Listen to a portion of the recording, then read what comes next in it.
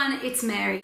These last 2 weeks have been very tiring to me, just because I'm approaching the end of my pregnancy and I've been busy with, organizing stuff and preparing some things. I'm very excited to be ending this journey. I'm also sad that it is ending in a way. Of course, I'm, eager to meet my son, but it has been such a wonderful experience, and I wish it could be even longer, if you know what I mean. It's weird. It's kind of an in-between feeling right now.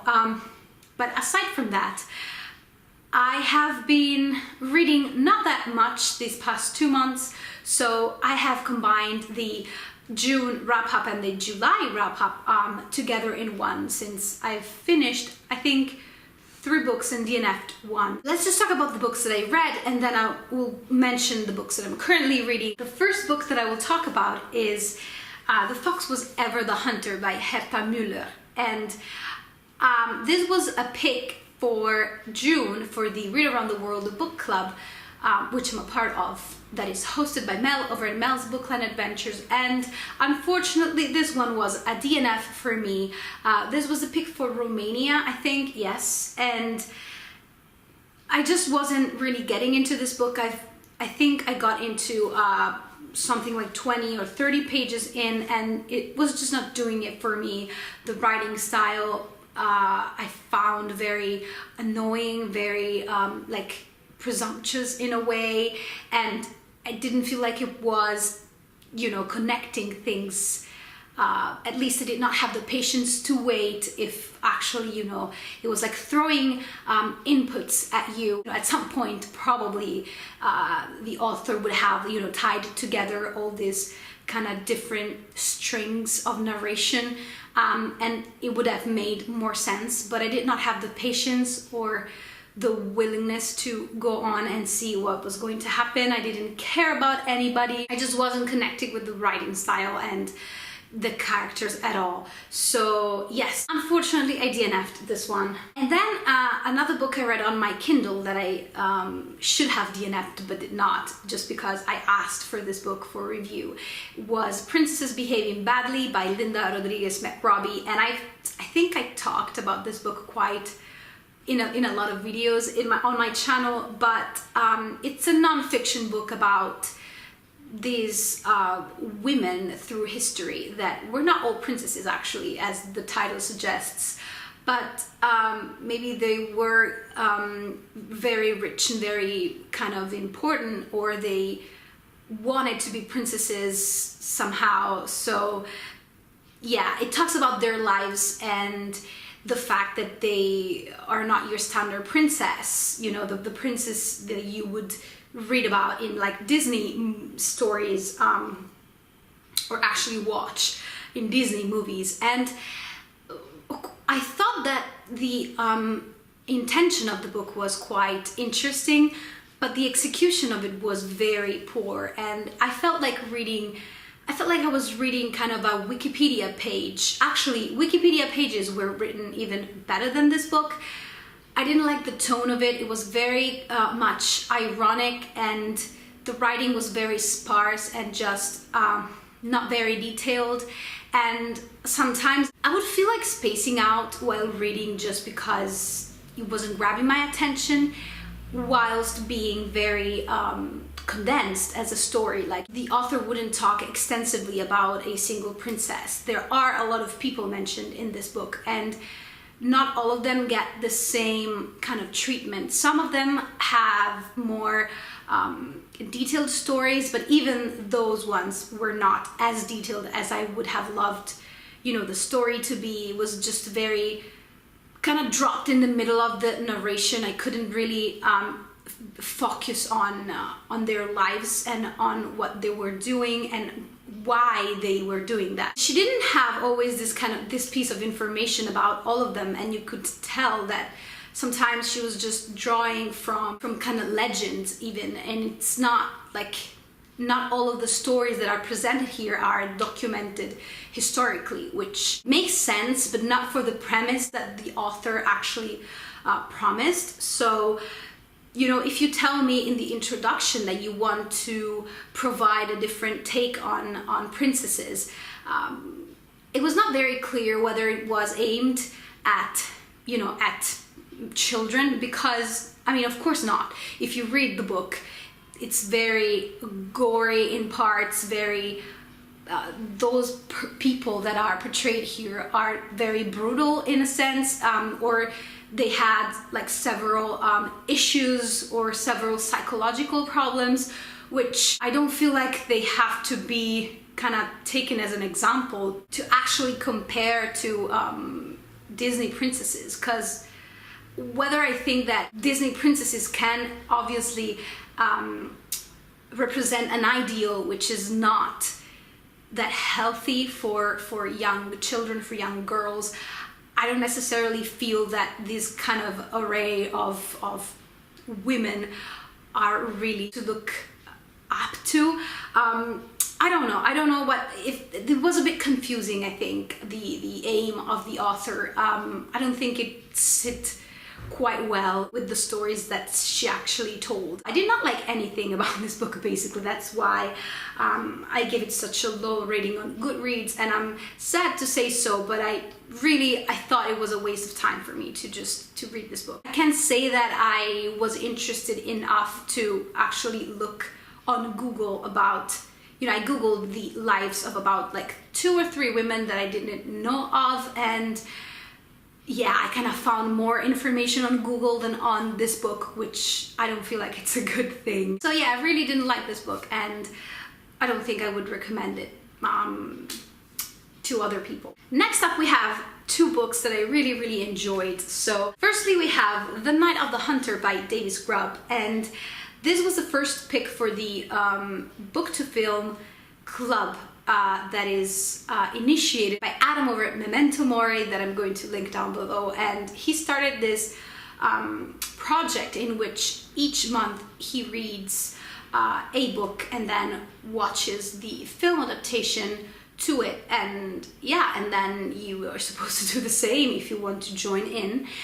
I really enjoyed this first pick. Both the movie and the book were very good to me. I preferred the book to the movie, which could be a little bit obvious to say, but I think the book is kind of timeless. Whether the movie, this is probably not a problem, but a thing that movies have that are very much tied to the context and the means that they had to convey a story, because the book is from the 50s as well, but while remaining in that context, I can picture things differently, while a movie doesn't leave you that much, you know, that much space for your own interpretation of the events. It kind of, you know, delivers an interpretation of its own, of course. So I don't know. I don't know if I explained this in the right way, but I really enjoyed the book. So the book is set in Ohio, and it talks about Ben Harper, who is sentenced to death because he killed 2 people while stealing money. And while he spends time in prison, he meets Harry Powell, or the preacher, who is actually the real kind of protagonist of the novel, or the antagonist, as you will learn throughout the story. And the preacher knows, he's sure that since the money has not been found by the police, he is sure that Ben actually left the money somewhere near or in his property. So he tries to, you know, to know through Ben where this money is hidden, and Ben wouldn't tell anybody. But it kind of senses that the children that he left behind, that Ben left behind, a little girl and a boy, could know something about it. So once the preacher is out of prison, because he was in for a minor charge, which I don't even remember now, he kind of charms his way into this family to learn more about where the money could be. And that's what the book is about. And I just thought the writing style was on point. It kept you interested throughout the whole novel, and it has such beautiful sentences and beautiful scenes that are very kind of iconic. This is considered a noir kind of mildly horror book. It's not horror. I am a chicken, so I get scared quite easily. This is not scary, but it's very haunting, and it kind of gets into your brain and really sticks there, and you are very much into the story because it is mainly about the preacher and the children, and you're kind of getting the point of view of the children. The negative reviews I've read, they all focus on the fact that those being children, you kind of get so frustrated over their actions that prevents you from enjoying the book, which for me was the exact opposite thing. The fact that they were children was so well done, and it was so believable, that they would act in a way that was not, maybe didn't make sense all the time because they are children. And there is kind of an apology of children throughout the novel, which and the ending kind of ties up that kind of concept that children abide and they matter more than adult people like to think. So yeah, I just thought it was beautiful and I really enjoyed this, so I highly recommend this book. The last book that I will talk about is Pregnancy and Childbirth by Sheila Kitzinger, and this book was amazing. I read, as I said, a really old copy that my mother gave to me from the 80s, and there is an updated version of this book out there, and I'm just going to link that one down below if you're interested, if you're pregnant, because yeah, it's quite specific, I think. So I will not talk extensively about it. It's just very detailed. It has kind of school text vibe to it, which I really appreciated because it was kind of scientific but not too hard to get through, and it was just very useful for me in a very practical way, and also in a kind of a psychological and emotional way as well. It just follows this journey in the physical aspects, but also the kind of emotional aspects of it. It has some flaws, but honestly I did not care about them because most of them were due to the fact that it is so old, at least the version that I read. So it's kind of expected. Other than that, I definitely recommend this book if you are pregnant or if you're looking for a pregnancy.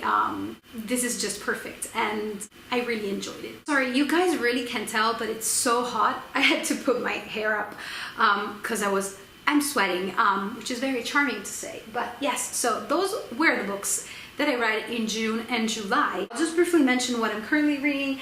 As I said, I am still reading The Fellowship of the Ring by J.R.R. Tolkien. I'm buddy reading this with Natalie over at We Need Honey, and I'm just going to leave a link to her channel down below. We are really enjoying this buddy read.